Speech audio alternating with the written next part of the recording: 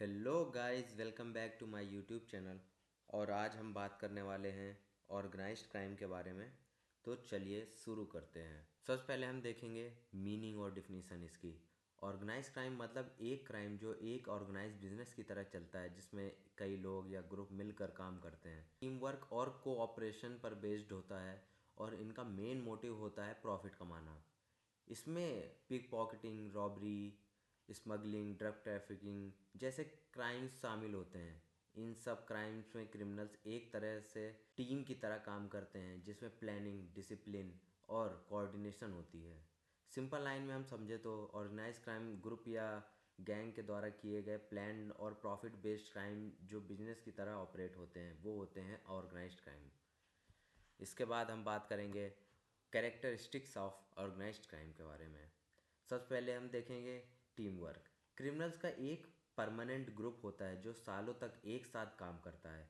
ये लोग एक दूसरे को जानते हैं और एक सिस्टम के थ्रू काम करते हैं। इसके बाद आता है प्लानिंग। क्राइम बिना प्लानिंग के नहीं होता। रिस्क और सेफ्टी ज़्यादा रखने के लिए प्रॉपर अरेंजमेंट किए जाते हैं। Escape routes, weapon, bribe, contacts सब पहले से तैयार होते हैं। इसके बाद आता है सेंट्रलाइज्ड अथॉरिटी। ग्रुप में एक या कुछ सीनियर्स लीडर होते हैं जो ऑर्डर देते हैं।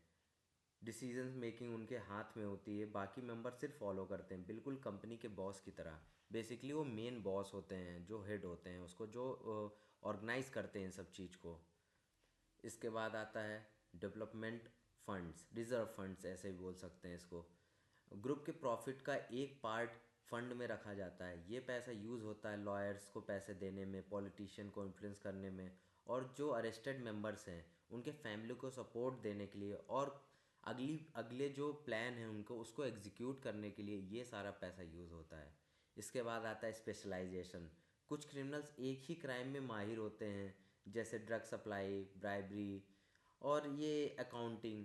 तो वो वहाँ पे स्पेशलाइज्ड काम ही करते हैं। कुछ लोग मल्टीपल क्राइम भी करते हैं।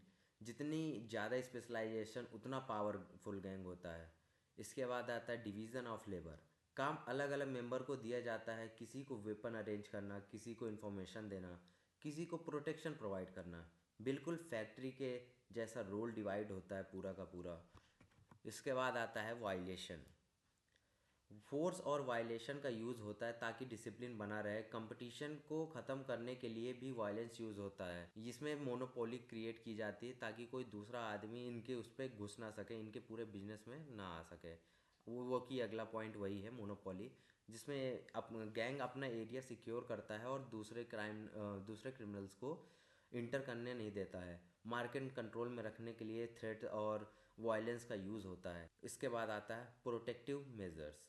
अपने बिजनेस को पुलिस और लॉ से बचाने के लिए कॉन्टैक्ट्स बनाए जाते हैं, जैसे लॉयर्स, पुलिस, डॉक्टर्स, पॉलिटिशियन और इन्फ्लुएंसर लोग को।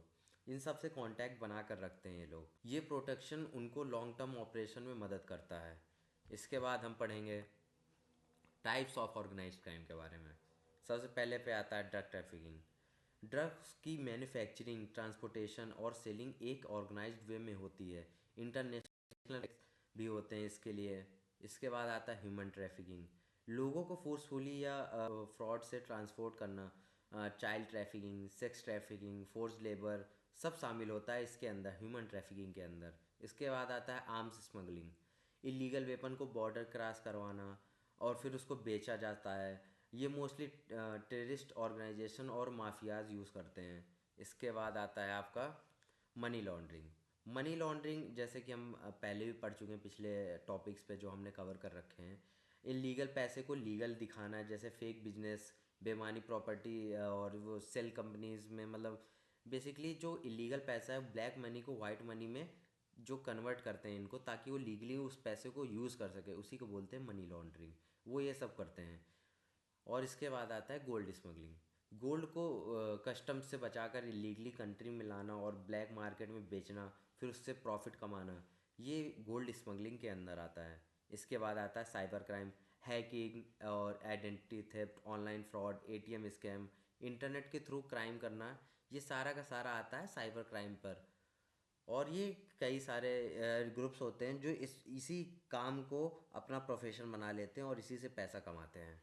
सपोर्टिंग टेररिज्म, इसमें आता है टेररिस्ट ग्रुप को फंड्स, वेपन्स, इंफॉर्मेशन प्रोवाइड करना। ऑर्गेनाइज क्राइम और टेररिज्म के कई केस में कनेक्टेड होते हैं, जो मतलब ये इलीगल वेपन्स और ये सबको प्रोवाइड करते हैं। ऊपर भी कई सारे पॉइंट्स पढ़े हैं, आर्म्स स्मगलिंग, तो ये लोग यही सब सपोर्ट करते हैं एक प्रकार से, इनको वेपन्स प्रोवाइड करना। दंगे फसाद में इनका भी हाथ ही होता है।